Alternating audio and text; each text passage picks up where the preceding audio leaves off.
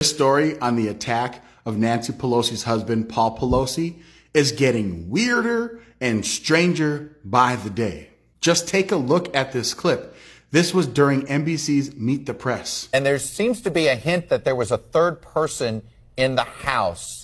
You've got some new details on that as well, Tom. What can you tell us? The police chief came out and did a press conference later on Friday when most people had already started to go to bed on the East Coast. And in that press conference, he stated that there was a third person inside the house that opened the door for police when they were called to that house.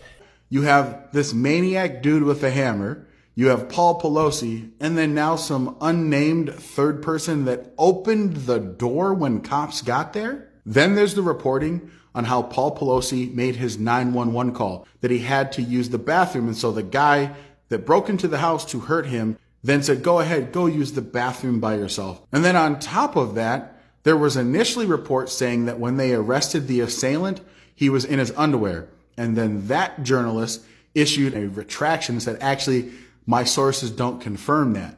So that just adds another interesting and weird wrinkle into the story. And just look at this picture.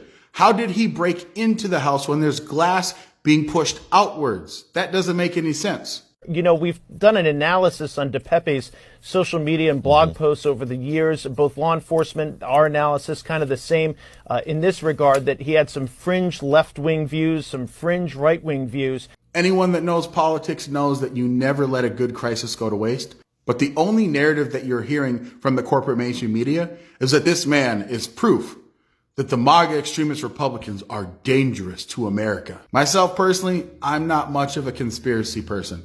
I like to hear about these theories. To my brothers and sisters in the conspiracy community, this is not a knock at you. I'm just a person that is highly skeptical, even of people that are also skeptical.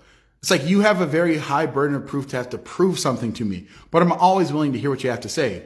But I will say this, isn't it interesting that we are a week and change away from one of the most consequential midterm elections, which will see probably one of the greatest shifts in political power in the history of the United States, to completely flip the Senate and to flip the House in the same election and by a large margin, to have state governors that are Democrats lose, to have state houses and state senates flip over to Republican. And just before that happens, when all the momentum is swinging towards the Republicans, you get this story that lands right in your lap. I am also just as willing to accept that this was some psychotic dude that had psychotic beliefs that truly wanted to end the life of Nancy Pelosi. I guess time and history will tell.